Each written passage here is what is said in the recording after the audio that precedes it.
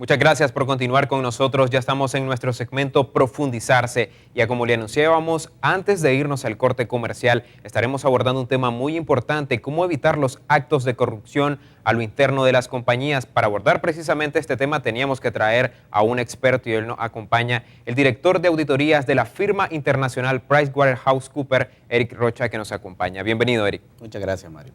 Precisamente queremos iniciar que nos aclares qué es corrupción y cuáles son esas formas de corrupción más comunes que se registran en las compañías. Sí, mira, corrupción toma varias formas, toma varios espectros, lo podemos llamar de esa forma. Desde que lo conocemos de nuestra causa, corrupción podemos llamarle fraude, podemos llamarle soborno, podemos llamarle peculado. Tal vez la causa más común que vemos en todas las empresas son cometimientos de fraude. ¿Qué fraude podemos ver? Bueno, los fraudes pudieran, o corrupción también le podemos llamar, podemos tener de la parte interna, que serían empleados, gerentes, propios dueños de la empresa, o llamémosle miembros de junta directiva o miembros de junta de accionistas, también pueden cometer fraude. Esos serían todos los usuarios internos de una empresa. Y por el lado externo podemos tener clientes, proveedores y todas las personas relacionadas, o empleados, todas las personas relacionadas. Entonces la corrupción toma diferentes tipos de usuarios, tanto interno como externo, y puede abarcar a toda la empresa de cualquiera de las formas posibles. El eje de la ISO 26000, que es como una guía para la responsabilidad social empresarial, aborda precisamente este tema de la anticorrupción y sugiere a las empresas crear un plan para evitar este tipo de situaciones. Contanos cómo puede una compañía o una empresa formular un plan anticorrupción y qué conllevaría. Sí, el plan, bueno, definamos primero que el plan se necesita una guía. ¿Quién es el que tiene que dirigir primero o poner las bases en una empresa para que efectivamente ese plan anticorrupción funcione? Llamémosle los dueños de la empresa o el top of the top de cada una de las compañías son los que establecen esa base. Una vez que ellos están claros y definen políticas como por ejemplo de cero tolerancia de temas de fraude, esta política las pueden plasmar en, llamémosle, en el código de conducta, que es el documento oficial o el documento normalmente que utilizan todas las compañías para regular o para normar o para decir cuál es que ellos definen de qué es lo que debería de ser, qué es mi política que yo debo de tener para tolerar el fraude. Cosas que deben de ir, por ejemplo, dentro del código de conducta un poco más específico. Uno, por ejemplo, la persona que se detecte o el empleado que se detecte haciendo actos de corrupción, ni siquiera es investigada, sencillamente solo se desvincula. Dependiendo del grado de llamémosle un tema de corrupción, puede haber una desvinculación, castigaciones o motivaciones con afectación monetaria, llamémosle sí o no. Y también, por ejemplo, pudiera ser en el momento de contratación, que es otro acto donde se suele suceder. Puede existir un comité, que el comité define qué comprar, qué no comprar y qué decidir. Entonces, sí, entonces por ahí podemos tener establecido más o menos cuál sería la directriz de la gerencia o de la directriz de los dueños hacia la compañía de qué es lo que ellos tolerarían como fraude. La corrupción a lo interno de las compañías solamente detrimento económicos trae a las empresas o también otro tipo de afectaciones. Corrupción hay de todo tipo. Claro, el principal acto de corrupción lo que busca es un rédito financiero. Llamémosle vender un activo y obtener un ingreso extra para su economía, pero también corrupción se entiende malversación del activo. ¿Cuál es tal vez una malversación del activo? Pudiera ser un activo que o la empresa le asigna, diferentes tipos de activos a esta persona y esta persona lo usa no para para el negocio, sino para obtener un rédito beneficio, y de ese beneficio el punto final es obtener siempre un rédito económico. Haciéndolo práctico, por ejemplo, si una compañía le adjudica un vehículo a un colaborador y no lo utiliza para hacer las labores de la empresa, sino para beneficio personal, ahí podríamos considerarlo como un acto de corrupción. Totalmente, eso es un acto de corrupción. Todo aquello que busque un rédito económico para la persona y más allá lógicamente de su salario, es un acto de corrupción. Por eso te decía, la corrupción toma varios tipos de facetas. En ese caso, inclusive yo puedo coludirme o unirme con otra persona para cometer un acto ilícito y también es una corrupción. Los directores o la junta de accionistas o los gerentes pueden modificar la cifra de un estado financiero para presentar una posición que no es la posición real de la compañía y también es un acto de corrupción. Las personas, los empleados pueden unirse para fines de comprar o prever o poder hacer que los proveedores vendan a precios diferentes de lo que normalmente está establecido en el mercado.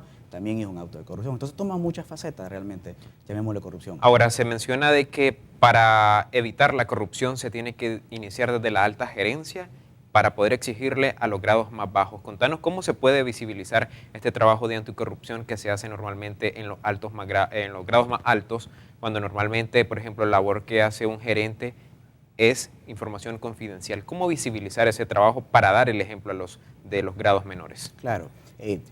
Llamémosle que el acto de corrupción, mientras más alto o mientras más nivel ocupa dentro de la compañía, lógicamente que el rédito económico que buscan es mayor.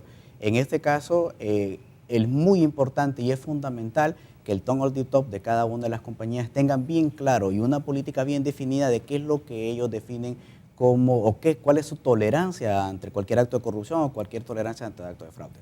Normalmente, como te decía, las compañías lo que definen es un código de conducta. El código de conducta o conocido también como código de conducta o de ética, lo que tiene en sí este documento o esta norma es definir qué es lo que los dueños de las compañías quieren que sus empleados respeten en temas de actos de corrupción o temas de actos de fraude. Por decirte tal vez un ejemplo, dentro del código puede establecerse que cuando una persona se identifique lógicamente que confirmado, existe un acto de corrupción totalmente confirmado, inmediatamente es desvinculada.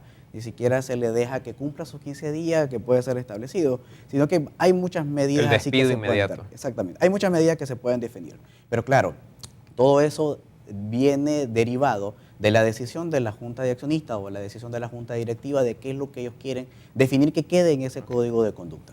Ahora, ya para ir finalizando, una vez, por ejemplo, de que ya la compañía ha planteado su plan anticorrupción, ¿cómo pueden constatar de que está siendo realmente efectivo? ¿Existe algún proceso de monitoreo o de análisis de este plan? Sí, normalmente sabemos que todas las compañías de nuestro país son compañías familiares. Son compañías donde los dueños son los gerentes o son los principales accionistas de cada una de las compañías. Pero indistinto de eso, aún en una compañía internacional, normalmente las auditorías externas y normalmente los departamentos de recursos humanos toman una buena función en esto. Por decirte algo, el fraude en sí o la corrupción en sí tiene 3 pilares fundamentales. Tiene un tema de actitud. Si la persona es proclive al fraude, si desde sus raíces ya esa persona está acostumbrada a cometer actos de fraude y robo, el área de recursos humanos durante la contratación es un filtro fundamental para detectarlo. Segundo, otro pilar importante es la presión o el incentivo que se tenga una persona. Por ejemplo, una persona de venta. Esa persona de venta sabe que si no llega a una meta de venta específica, no recibe esa bonificación que normalmente es su salario o su día a día. Entonces, claro, ella tiene que hacer todo lo necesario para llegar a esa meta y con esa meta poder tener un lucro. Ahí busca un acto de corrupción o hace lo que sea necesario para llegar a eso que ella requiere. Y por último es la oportunidad.